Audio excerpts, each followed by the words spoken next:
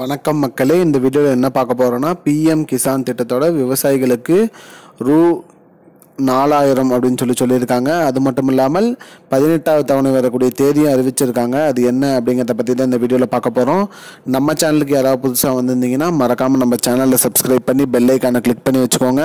இந்த வீடியோக்கு ஒரு லைக்கை மட்டும் கொடுத்துருங்க. வாங்க வீடியோக்குள்ளே போகலாம். பொதுவாக பார்த்திங்கன்னா பிஎம் கிசான் திட்டம், இந்த திட்டத்தில் பார்த்திங்கன்னா விவசாயிகளுக்கு ரூ 6000, அது ஆண்டுக்கு ரூ 6000 3 தவணையாக வழங்கப்படும் சொல்லியிருக்காங்க. 2000 அந்த வகையில் 17 தவணை வந்துருச்சு. 18வது தவணை வரலன்னு சொல்லி நிறைய பேர் கேட்டுட்டு இருந்தாங்க. 18வது தவணை காலதாமதமாகுது, எப்போ வரும் அப்படிங்கிற மாதிரி கேட்டிருந்தாங்க.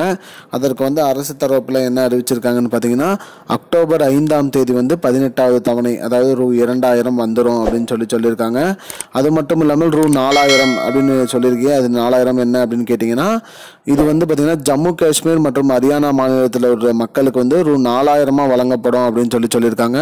ஏன்னா மத்திய அரசு அங்கே எலெக்ஷனில் அவங்களோட தேர்தல் வாக்குறுதியில் பிஎம் கிசான் திட்டத்தை உயர்த்தி 4000 கொடுக்குறோம் அப்படின்னு சொல்லியிருந்ததுனால அந்த ஜம்மு காஷ்மீர் மற்றும் ஹரியானா மாநிலத்தில் இருக்கிறவங்களுக்கு மட்டும் ரூ 4000 வழங்கப்படும். அவங்களுக்கு ஆண்டுக்கு ரூ 10,000, அது 2000 4000 மற்றும் 3 தவணையாக அவங்களுக்கு ரூ 10,000 வழங்கப்படும் அப்படின்னு சொல்லியிருக்காங்க.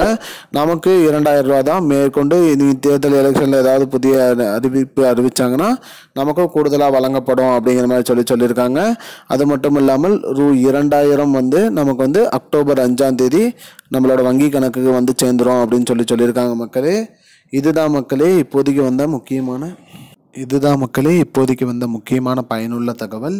இது போன்ற பயனுள்ள தகவலை தெரிஞ்சுக்கொள்ள நம்முடைய சேனலை மறக்காமல் சப்ஸ்கிரைப் பண்ணி வச்சுக்கோங்க. இந்த வீடியோ உங்கள் ஃப்ரெண்ட்ஸ் அனைவருக்கும் ஷேர் பண்ணிடுங்க. நன்றி மக்களே. I don't understand your jokes, man. Because it's not a joke. முன்ன பின்ன தெரியாத ஒரு பையனுக்காக சப்ஸ்கிரைப் விடுற அந்த மனசு இருக்க, அதான் கடவுள்.